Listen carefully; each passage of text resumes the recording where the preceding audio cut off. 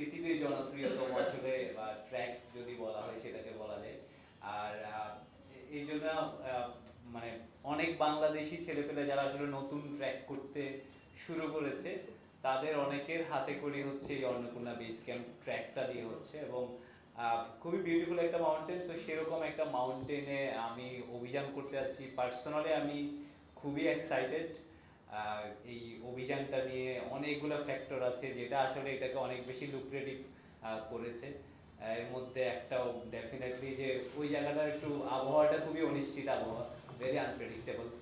আর খুবই মানে যে ঢালগুলো আছে অন্নপূর্ণার গাত্রের সেটাও খুব বিপজ্জনক ঢাল বলবো, একই সাথে খুবই তুষারধস প্রবণ বলবো আর কি, যে পুরা অভিযানটা। তো এর মধ্যে খুব ভালো ওয়েদার উইন্ডো লাগবে এবং আমার পক্ষ থেকে যেটুকু প্রস্তুতি নেওয়ার সেটা তো আমি নিয়েছি। বাকি আসলে যে ফ্যাক্টরগুলো আমরা কন্ট্রোল করতে পারি না সেগুলোর উপর অনেকটুকু ডিপেন্ড করছে। এবং বাকি অবশ্যই বলবো হচ্ছে আপনাদের শুভকামনা এবং দোয়া যদি আমার সাথে থাকে, ডেফিনেটলি এটাও খুব বড় বাধা আশা করি হবে হবে না। আর ইচ্ছে আছে যে ধীরে ধীরে মানে পৃথিবীতে 14টা 8,000 মিটার মাউন্টেন আছে। তো আমার গত অভিযানে 2টা ক্লাইম্ব করার সুযোগ হলো, এভারেস্ট এবং লসি, প্রথম সর্বোচ্চ এবং চতুর্থ সর্বোচ্চ। এবার যাচ্ছি দশম সর্বোচ্চে। আর ধীরে ধীরে ইচ্ছা আছে যে সবগুলো মাউন্টেন ক্লাইম্ব করার। এটা শুধু আসলে আমাদের দেশ থেকে তো কখনো হয়নি এমন না, মানে অন্নপূর্ণা 1 আগে কখনো আমাদের দেশ থেকে অভিযান হয়নি, বা 14টার ক্ষেত্রে আমি যদি বলি আমাদের দেশ থেকে তো এরকম কখনো অ্যাটেম্প হয়নি, not even from anyone from India also. ইন্ডিয়াতেও কেউ নেই যে যারা এরকম 14টা 8,000 মিটার ক্লাইম্ব করেছে। সো আমার ইচ্ছা আছে ধীরে ধীরে সবার সাপোর্টটুকু পেলে, আমার যারা পৃষ্ঠপোষক আছেন, শুভাকাঙ্ক্ষী যারা আছেন, সবার সাপোর্টটুকু পেলে সেটাও করা সম্ভব হবে। এবং অবশ্যই ধন্যবাদ দিতে চাই আমার পৃষ্ঠপোষক যারা আছেন, ফয়সাল ভাই আছেন ভিজুয়াল নেটওয়ার্কসের ফায়ার এক্সপার্ট, এবং এভারেস্ট ফার্মাসিউটিক্যালস, এবং অবশ্যই আপনাদেরকে যাদেরকে সবসময় সাথে পেয়েছি আমার সবগুলো অভিযানে। আপনারা সবসময় আমার বড় একটা শক্তি হিসেবে কাজ করে এসছেন, এবং আশা করব হচ্ছে ভবিষ্যতেও সেটার সাথে থাকবেন। যেহেতু আমি বলবো যে মাত্র আমার জার্নিটা শুরু, এটা it's only the third mountain 14টা 8,000 মিটারের মধ্যে, এটা না যদিও তৃতীয় number mountain, many more to go. এবং আমি আশা করছি সামনের দিনগুলোতে সেগুলো খুব সহজে ক্লাইম করতে পারবো আপনাদের সাপোর্টটুকু। কারো কোনো কোয়েশ্চেন যদি থাকে এনিথিং রিলেটেড টু 20,545 ফুট, এই মাউন্টেনে স্পেসিফিক বাংলাদেশ থেকে কখনো অভিযানই হয়। অন্নপূর্ণা এরকম আরো মাউন্টেন আছে 1 2 3 4 যেগুলো 8,000, হ্যাঁ অন্নপূর্ণা 4টা 4 এ মুসাফা, অন্নপূর্ণা 4 এ হচ্ছে আগে একবার অভিযান হয়েছিল, এটা 8,000 মিটার মাউন্টেন, এটা একটু লেস হায়ার মাউন্টেন। আর অভিযানটা শুরু হচ্ছে 24 মার্চ, মানে আগামী পরশুদিন আমি কাঠমান্ডুর উদ্দেশ্যে ফ্লাই করব। আর ওভারঅল এটা অলমোস্ট 1 মাসের একটা অভিযান।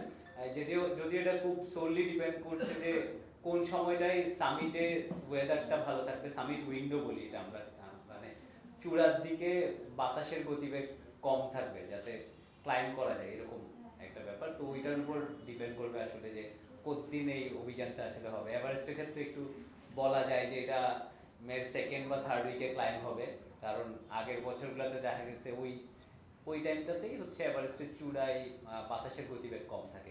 অন্নপূর্ণার ক্ষেত্রে একটু প্রেডিক্ট করাটা একটু মুশকিল, কিন্তু সেটা আমি বলবো সেকেন্ড বা থার্ড উইকে নাগাদ ক্লাইম্ব হয় ইউজুয়ালি। এই যে মাউন্ট এভারেস্টের সাথে বা এই যে মাউন্ট লোৎসের সাথে অন্নপূর্ণা এর পার্থক্যটা কোন জায়গায় যদি একটু বলতে, ডিফারেন্সটা?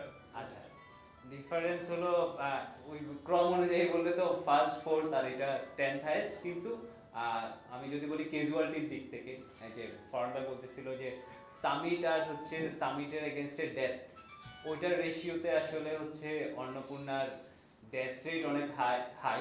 কারণ এটার স্লোপগুলো আমি ওই যে বলছিলাম আনপ্রেডিক্টেবল একটা ওয়েদার, তারপরে সামিট মার্চটাও একটু লম্বা, যে সামিটের জন্য বের হচ্ছে ওইটা একটু লম্বা, আর খুবই তুষারধস প্রবণ, মানে ক্যাম্প 2 থেকে ক্যাম্প 3 এর যে রাস্তাটা সেটা খুবই বিপজ্জনক একটা ঢাল। এবং একই সাথে ফ্রেশ স্নো পড়লে যে তুষারধস যেটা হয় সেটা খুব প্রোন আর কি। তো এটা কাইন্ড অফ একটা প্যাসেজের মধ্য দিয়ে যাওয়া শত্রুপক্ষের যেখানে সবসময় গুলি হচ্ছে, কিন্তু জাস্ট ওই সময়টা আপনি জাস্ট এক্সপেক্ট করবেন যে আপনি যখন ক্লাইম্ব করছেন ওই সময়টুকুতে যাতে তুষারটুকু না হয়। তো এই জিনিসগুলোই আসলে এটাকে অন্যগুলোর থেকে আমি বলবো খানিকটা হলেও ডিফারেন্ট করেছে। এবং আরেকটা বড় বিষয় হলো এটা প্রথম 8000 মিটার মাউন্টেন যেটা ক্লাইম্ব হয়েছে, ওই যে হেরজগার লেচেনাল, এবং এর আগে 22টা মানে 8000 মিটার পর্বতগুলোতে 22টা অভিযান হয়েছিল, এরপরে এটা এই সাকসেসটা এসেছিল। এবং যে দুজন ক্লাইম্ব করেছে যে হেরজগার Lachenal, they lost all of their toes, হাত পায়ের একটা আঙ্গুলও বাঁচে নাই আর কি, মানে এটা এত ডেডলি একটা মাউন্টেন ছিল। এবং পরে হেরজগ হচ্ছে অনেক ওই ক্লাইম্বটা করে সে হিরো হয়ে গেছিল, সে ফ্রান্সের ইউথ মিনিস্টার পর্যন্ত হয়েছিল, মানে টো ছাড়াও সে অনেকদিন সার্ভও করছে। Thank you. আর কার কোনো কিছুই জানা যাচ্ছে না। ইয়ারলি অন্নপূর্ণাতে কতজন ক্লাইম্ব হয় সংখ্যাটা 20 থেকে 25 জনের বেশি নয় আর কি, এবং খুবই লেস ক্লাইম্ব। এভারেজ যেরকম একটু, যেহেতু এটা পৃথিবীর সর্বোচ্চ পর্বত, লোকের একটু আগ্রহ থাকে, এটা সর্বোচ্চ পর্বতের একটা সবসময় ব্যাপার স্যাপার থাকে। অন্নপূর্ণায় নাম্বারটা খুবই মিনিমাল থাকে, এবং ওই যে সামিট উইন্ডো 2 দিনে মোটামুটি ক্লাইম্ব হয়ে মাউন্টেনটা ক্লোজ হয়ে যায় আর কি, এরপর আর ক্লাইম্ব হয় না, খুব অল্প সময়ের সামিটের উইন্ডোটুকু থাকে। সাকসেসফুলের পরিমাণটা সাকসেস রেটও অনেক কম, মানে অন্য এভারেস্টের সাথে যদি বলি, লোৎসও যেহেতু মানে লেস ক্লাইম্ব, অন্নপূর্ণা আরও অনেক লেস ক্লাইম্ব, এবং সাকসেস রেটটাও ভেরি মিনিমাল।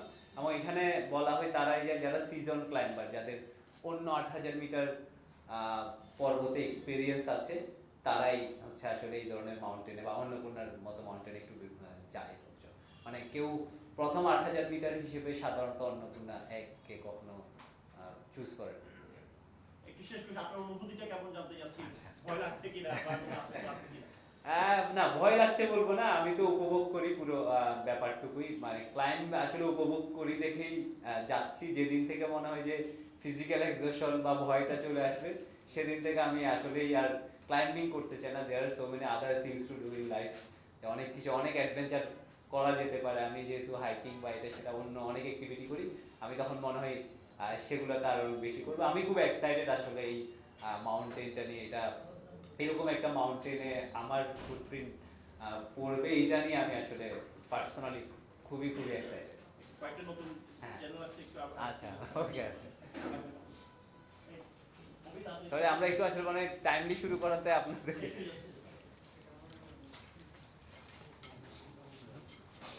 আচ্ছা,